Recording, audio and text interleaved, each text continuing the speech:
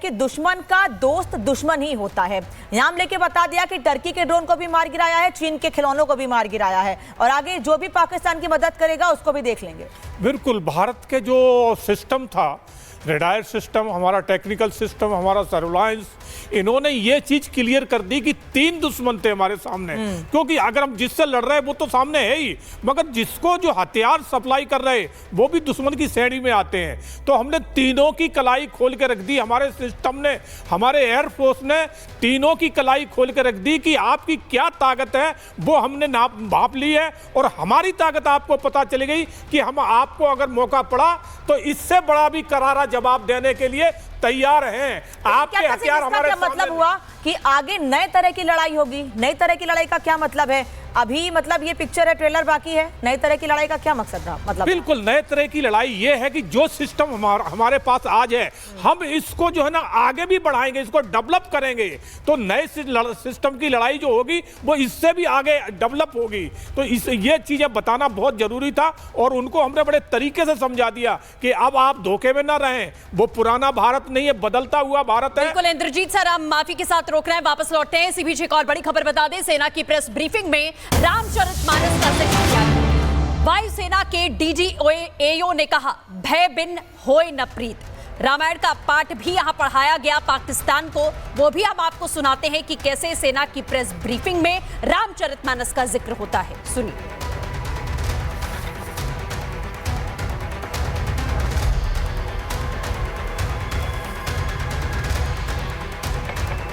तो सेना की ब्रीफिंग में साफ कहा गया, भय बिन होए न प्रीत। पाकिस्तान को यह बता दिया गया है कि अगर आप एक आंख उठाएंगे, एक तरफ वार करेंगे, तो हर जगह से वार करने के लिए भारतीय सेना तैयार है। तमाम पिक्चर्स दिखाई जा रही हैं, वीडियो दिखाए जा रहे हैं कि भारत ने पाकिस्तान पर कैसे हमले किए हैं। जो सवाल पूछे गए भारतीय सेना से, तमाम चीजों को ध्यान में रखकर उनका जवाब भी दिया गया, और बताया गया कि आने वाले समय में पाकिस्तान अगर कोई भी हरकत करता है तो जवाब देंगे। माने जल्द ही जड़, भय 3 दिन बीत, बोले राम सकोप तब, भय बिन होए न प्रीत। तो समझदार के लिए इशारा ही काफी। और जहां तक ये ड्रोन, टर्किश ड्रोन्स का सवाल है, आपने देखा किस तरह के रैकेज यहाँ पे फोटोग्राफ्स हमने दिखाए हैं, चाहे वो टर्किश ड्रोन्स हो या और कहीं के भी ड्रोन्स हो। हमारे काउंटर यूएस सिस्टम्स, हमारे ट्रेन्ड एयर डिफेंस ऑपरेटर्स पूरी तरह सक्षम है, और हमारी देश की जो इंडिजिनस कैपेबिलिटी है काउंटर यूएस के लिए, उसने दिखा दिया है कि चाहे किसी भी तरह की टेक्नोलॉजी आ जाए, हम उसको काउंटर करने के लिए तैयार हैं। और मुझे बोलने की ज़्यादा ज़रूरत नहीं है, आपने खुद ही अपनी आंखों से देखा है हमने इनका क्या हश्र किया है। धन्यवाद। तो आपने सेना की प्रेस ब्रीफिंग ये सुनी, लेकिन अब आपको बताते हैं कि पाकिस्तान पूरी दुनिया के सामने किस तरीके से एक्सपोज हुआ है। आतंकियों के जनाजे में किस तरीके से पाकिस्तान की सेना, उनके बड़े बड़े अफसर, उनके नेता पहुंचते हैं, दिखाते हैं इस रिपोर्ट में।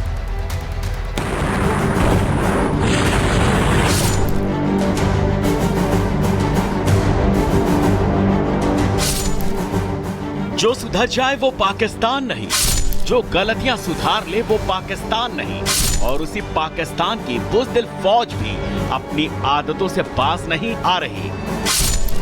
मुनीर ब्रिगेड ने एक बार फिर अपने पालतू आतंकियों को बचाने के लिए झूठ बोला, एक बार फिर आतंकियों को बचाने की कोशिश की। आपको यकीन नहीं होगा, लेकिन इस बार पाकिस्तान की सेना एक ग्लोबल टेररिस्ट को मासूम बता दिया, इस्लामिक स्कॉलर बता दिया। ये 2 तस्वीरें गौर से देखिए। पहली तस्वीर में आपको हाफिज अब्दुल रऊफ दिख रहा होगा। हाफिज अब्दुल रऊफ भारत की जवाबी कार्रवाई में मारे गए आतंकियों के जनाजे में नमाज पढ़ता नजर आ रहा है। तो वहीं दूसरी तस्वीर में हाफिज रऊफ की कुंडली दिख रही होगी। पाकिस्तान के सियालकोट का रहने वाला हाफिज अब्दुल रऊफ कोई इस्लामिक स्कॉलर नहीं, बल्कि मोस्ट वांटेड ग्लोबल टेररिस्ट है। इससे पहले कि हम पाकिस्तानी सेना के इस चहेते आतंकी की पूरी टेरर कुंडली आपको दिखाएं, आपको एक और तस्वीर दिखाते हैं और बताते हैं कि कैसे पाकिस्तान हाफिज अब्दुल रऊफ जैसे खूंखार आतंकियों को पनाह देता है, उन्हें पालता पोसता है, और तो और उनकी मौत पर राजकीय और सैन्य सम्मान भी देता है।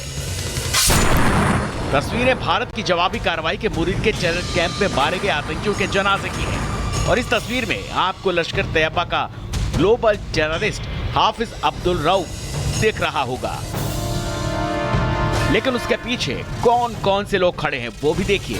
पहले नंबर पर हैं पाकिस्तानी सेना के लेफ्टिनेंट जनरल फैयाज हुसैन खान। दूसरे नंबर पर मेजर जनरल राव इमरान सरताज। तीसरे नंबर पर हैं ब्रिगेडियर मोहम्मद फुरकान शब्बीर। चौथे नंबर पर हाथ बांधे दिख रहे हैं पाकिस्तान के पंजाब प्रांत के विधायक मलिक शोएब अहमद। जबकि पांचवें नंबर पर सफेद कुर्ता पैजामा पहने खड़े दिख रहे हैं डॉक्टर उस्मान अनवर, जो कि पाकिस्तान के पंजाब प्रांत के इंस्पेक्टर जनरल ऑफ पुलिस हैं। अमेरिका के ट्रेजरी बेंच ने इसे आतंकवादी घोषित कर रखा है। वह सामने खड़ा है जनाजे में, और उसके पीछे जो खड़े हैं, मैं एक एक करके नाम पढ़ता हूं। लेफ्टिनेंट जनरल फैयाज हुसैन शाह, जो कि लेफ्टिनेंट जनरल है पाकिस्तान आर्मी के। मेजर जनरल राव इमरान सरताज, जो कि मेजर जनरल है पाकिस्तान आर्मी के। ब्रिगेडियर मोहम्मद फुरकान शब्बीर, पाकिस्तान आर्मी के। Doctor Usman Anwar, IGP Punjab. और मलिक शोएब अहमद बर्थ, member of provincial assembly of Punjab. ये बड़े बड़े लोग, तथाकथित सरकार के बड़े बड़े लोग, पाकिस्तान के आतंकवादियों के जनाजा में शामिल होने आए हैं। और जनाजे को लीड कर रहा है एक आतंकवादी डेजिग्नेटेड आतंकवादी। इस तस्वीर का सीधा मतलब यह है कि आतंकियों के जनाजे में पाकिस्तानी सेना के टॉप अधिकारियों समेत पाकिस्तान के पंजाब प्रांत के विधायक और बड़े पुलिस अधिकारी शामिल थे। यही नहीं, सब के सब ग्लोबल टेररिस्ट हाफिज अब्दुल रऊफ के पीछे खड़े होकर मारे गए आतंकियों के लिए नमाज अता कर रहे थे, या कहें उन्हें श्रद्धांजलि दे रहे थे। मतलब ये कि पाकिस्तान जो खुद को आतंक का भुक्तभोगी बताता है, वो आतंकियों के साथ खड़ा था, खड़ा है और खड़ा रहेगा।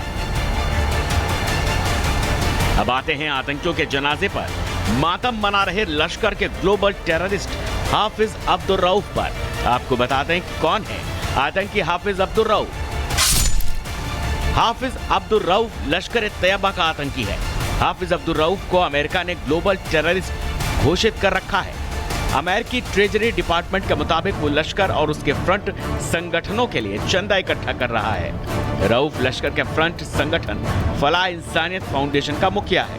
वो अपनी गतिविधियों को छिपाने के लिए एक राजनीतिक या धार्मिक संगठन के नाम का इस्तेमाल कर रहा है।